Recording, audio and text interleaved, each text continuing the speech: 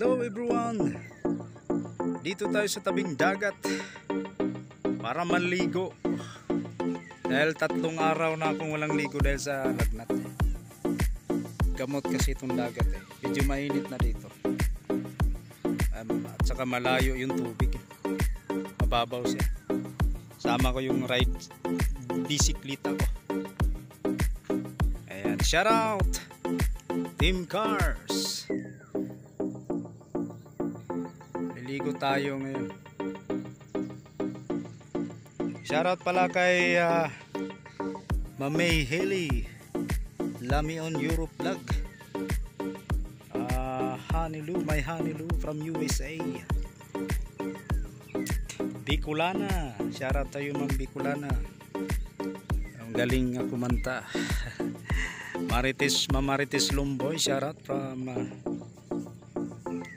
Hong Kong ata siya. And Mayumi, shout out to you. Loren, busy kong kaibigan. Very busy. Ingat ka po palagi dyan. Loren Barcero. Ate Grace from Texas. Ayan. Ayan, that Revolution Kids, shout out to you sir. I wanna go to beach. This is not. This is actually the beach. There are the cottage over there. Yeah. But this is the pier. Yeah, the pier. At hindi na yan ginagamit. Itong ano lang yan. Kino-construct nila siguro kasi mababaw eh. Mababaw. Masasayad yung ano ng boat. Kaya wala nang barko ditong mag-ano. Wala nang barko dito.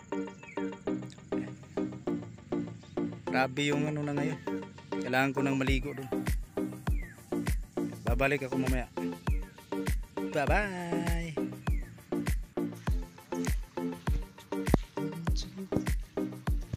Night sky.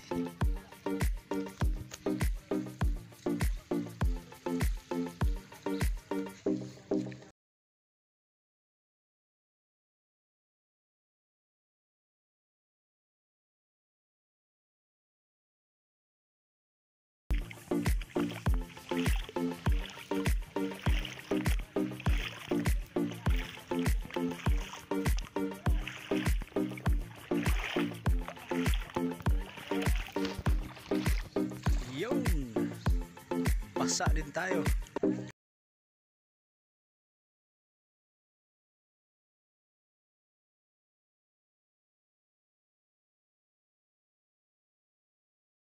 Na-miss ko tong lugar na to. Palagi akong tumambay dito. Tagal din ako hindi nakaligo. Ayan. Kapag stress ako dito ako magpa-relax. Diba? Ang sarap kasi tumambay dito sa tabing dagat. Mare-refresh yung mga ano mo nakaraang ayaw mo nang balikan. Ayun, hugot na yan. Sarap kasi ito malanghap mo yung sea breeze, diba? Hangin ng dagat. Nagagamot kaya ito. Medyo malayo yung ano ngayon, yung tubig mababaw siya. Hindi na ako maka-steady dun kasi may nagko-construct dun. Kaya dito lang tayo bumaba.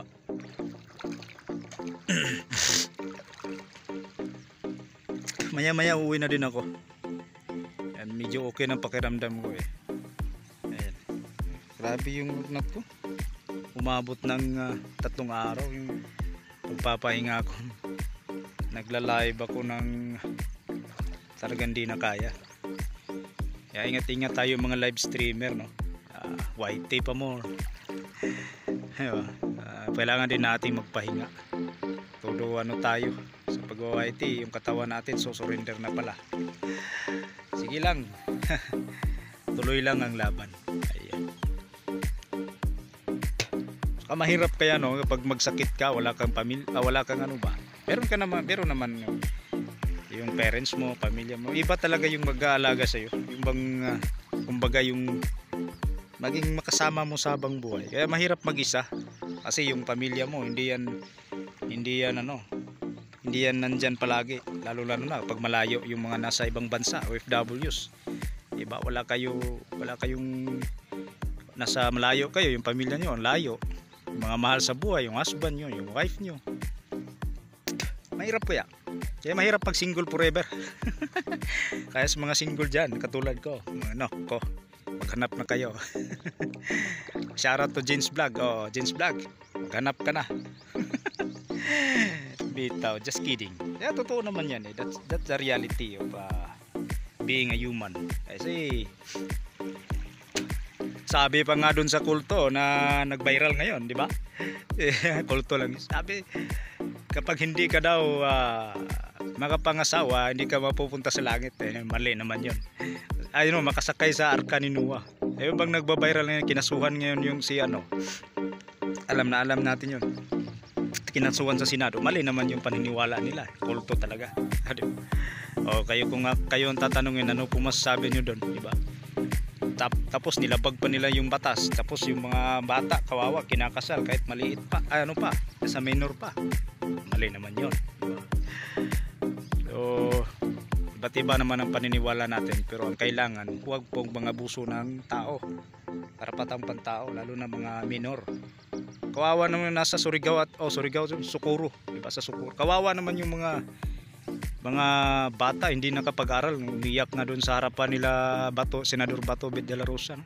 12 years old, di pa marunong magsulat dahil doon sa maling paniniwala ng kanilang mga magulang na dinala sila doon sa bundok dahil magugunaw na daw ang buong mundo, ang maiwan ay ang bundok ng Socorro, kapihan. Magbasa kayo ng Biblia para malalaman yung katotohanan. Huwag kayo tayong maniniwala dyan sa mga kahaka. Walang makakaalam na katapusan ng mundo kundi the God only. Sa Biblia nagsasabi yan. Kahit yung anak ng Diyos hindi nakakaalam si God, only the God, diba? God the Father ang may alam na kailan matatapos itong mundo. Hindi yung magugunaw ng mundo. Umakyat sila tuloy, almost 5,000 people. Iniwan yung lungsod, umakyat sa bundok, naging ghost town. Grabe yung balita. Ayun, nakulong na. Madami naman, hindi naman yan ang lumabas nakita ko sa Facebook. Grabe yung mga kulto noon, mas grabe pa yun. Ngayon, grabe yung grabe yung nadala yung mga tao talaga sa kanyang kasi may superpower daw. Walang lumamang ng Diyos, no? Walang ibang Diyos. Kaya magbasa tayo. There is one God, one mediator between man, diba? Only the Jesus Christ.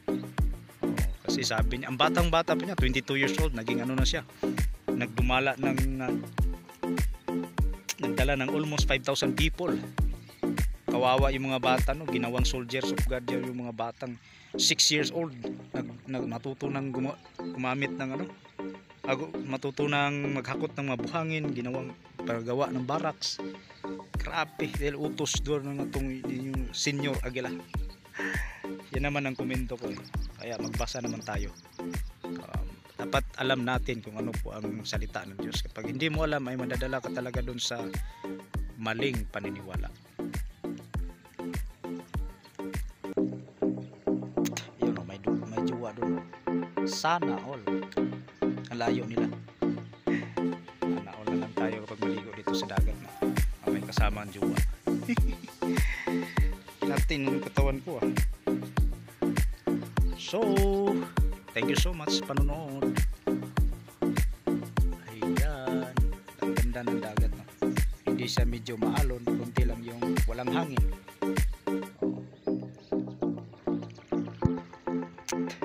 Yan, hanggang sa muli, ako'y magbabalik. Babus! Thank you. Babalik na ako dun sa bisikleta ko para uuwi na ako. At least nakaligo naman tayo sa dagat.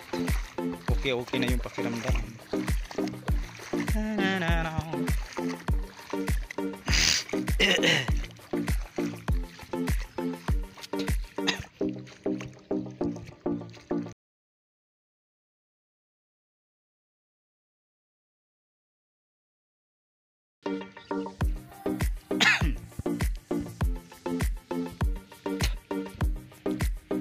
Bye-bye. This is your friend again, Brother Mar. Channel. Love.